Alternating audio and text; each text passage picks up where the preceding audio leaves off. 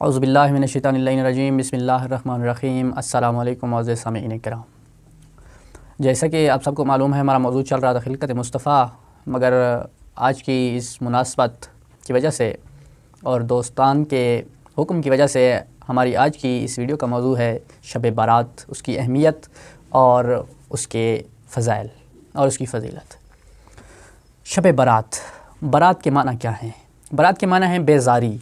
دور ہونا، بری الذمہ ہونا۔ اس شب کو شب بارات کیوں کہتے ہیں؟ اس شب کو شب بارات اس لیے کہتے ہیں کیونکہ جو شخص بھی اس رات اعمال انجام دے گا یا نیکیاں انجام دے گا تو خداوند متعال اسے جہنم سے بری کر دے گا، اسے جہنم سے نجات دے دے گا، اس لیے اس کو شب بارات کہتے ہیں۔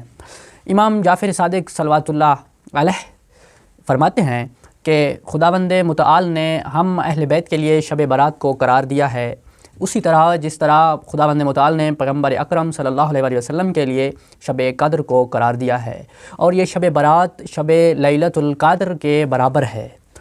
ایک شخص نے امام باقر علیہ السلام سے آ کر پوچھا کہ مولا یہ بتائیے کہ شب بارات کی فضیلت اور اہمیت کیا ہے؟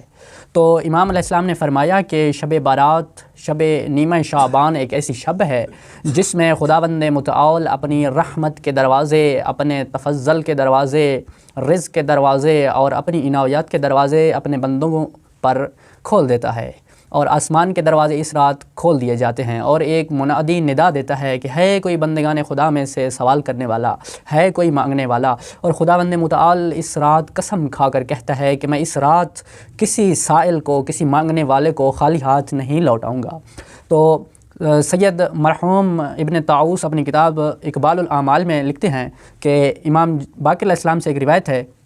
کہ امام نے فرمایا کہ شب بارات ایک ایسی رات ہے جس میں خداوند متعال اپنے بندوں کی عمر، رزق، ان کی تقدیر اور ان کے مستقبل کے احوال کو معین کرتا ہے، یعنی اس رات تقدیر کا تعین کیا جاتا ہے کہ اس شخص کو کتنا رزق دینا ہے، اس کی عمر کتنی بڑھانی ہے یا کم کرنی ہے، اور اس کا مستقبل کیسا ہوگا۔ تو امام فرماتے ہیں کہ اس شب کو، اس رات کو اپنے ہاتھ سے جانے مت دو سوائے اس کے کہ تم اس شب کچھ نہ کچھ حاصل کرو، اور مولا فرماتے ہیں کہ اگر تم چاہو تو اس رات اپنی قسمت خود اپنے ہاتھوں سے بھی لکھ سکتے ہو، کیونکہ یہ نیمہ شعبان بہت ہی عظمت والی رات ہے۔ اور امام محمد باقر علیہ السلام فرماتے ہیں کہ رسول خدا صلی اللہ علیہ وسلم نے ارشاد فرمایا کہ نیمہ شعبان جب 15 شعبان کی رات ہوئی تو